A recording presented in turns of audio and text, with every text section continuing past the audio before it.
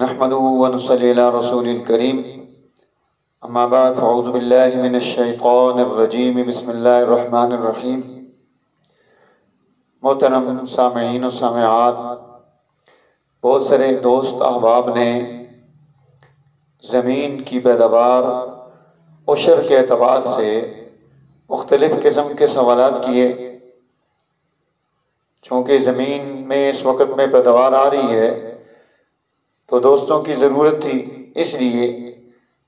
میں نے سوچا کہ اس پر تھوڑی سی گفتگو ہو جائے۔ قرآن حکیم نے سورہ انعام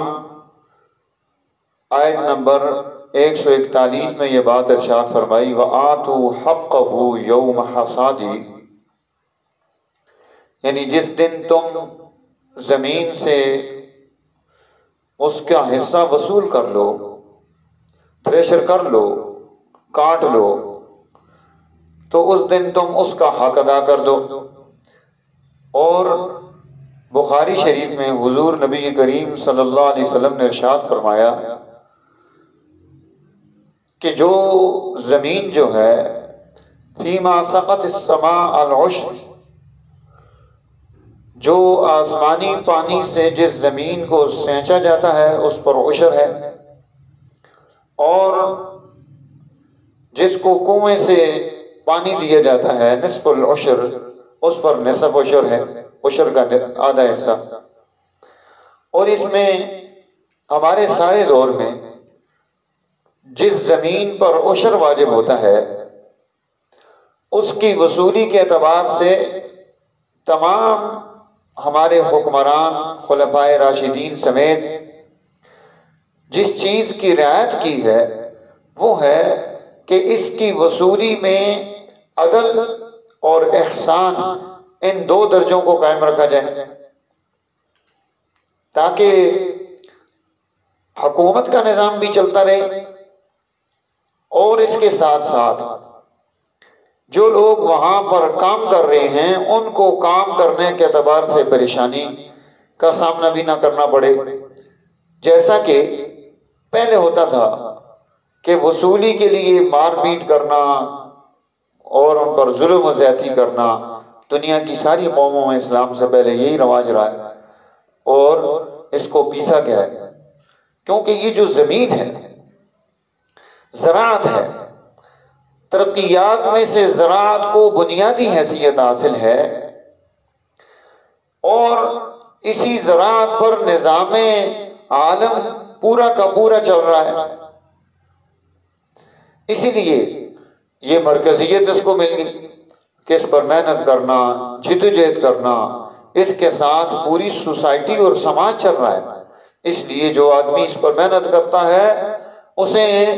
اس محنت کرنے پر جو مال تیار ہوتا ہے، چاہے وہ بیچ بھی رہا ہے، اللہ تعالیٰ اس کو پھر بھی ثواب عطا کرتے ہیں، تاکہ یہ اس کام کو لوگ سارے کے سارے ختم نہ کر دیں جس پر نظام عالم کی بنیاد ہے۔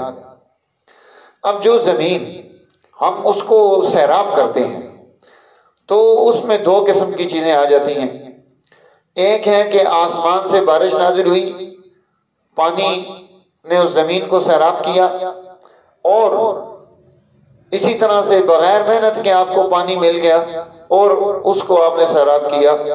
اب اس پر جو عشر ہے 10واں حصہ، اور جو زمین آپ جس پر محنت کرتے ہیں، آپ کو حکومت کو بل پے کرنا پڑتا ہے بجلی کا، آپ کنویں سے پانی نکال کے لگا رہے ہیں، تو ایسی تمام صورتوں میں اس کا جو ہے عشر وہ کم ہو جاتا ہے، نصف العشر ہو جاتا ہے۔ جیسے اور پھر اب اس میں ہم نے جو پوری زمین پر جتنی پیداوار ہوئی ہے اس ساری پیداوار پر پورا کا پورا عشر آئے گا،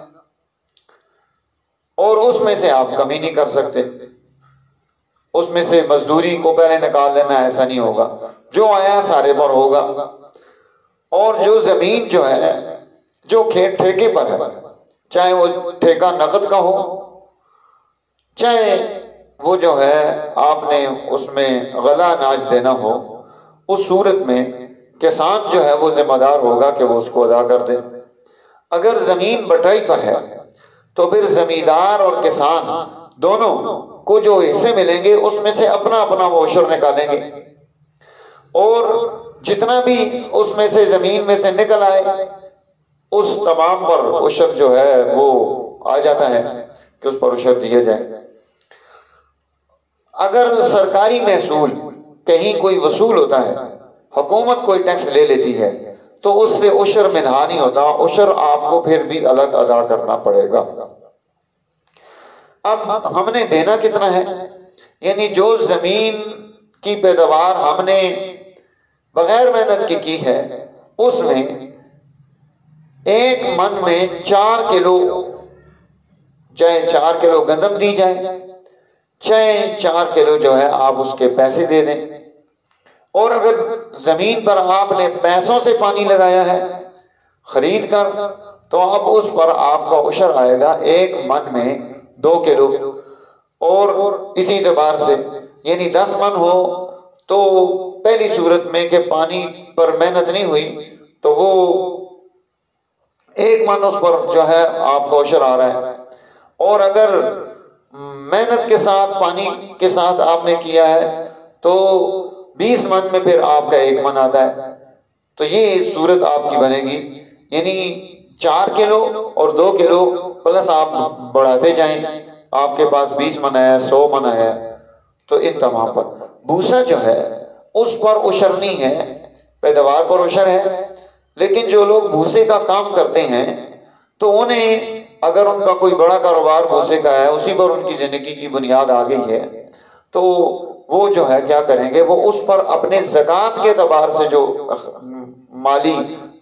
احکامات نافذ ہوتے ہیں وہ ان پر نافذ ہوں گے، تاکہ وہ اس کو بھی ادا کر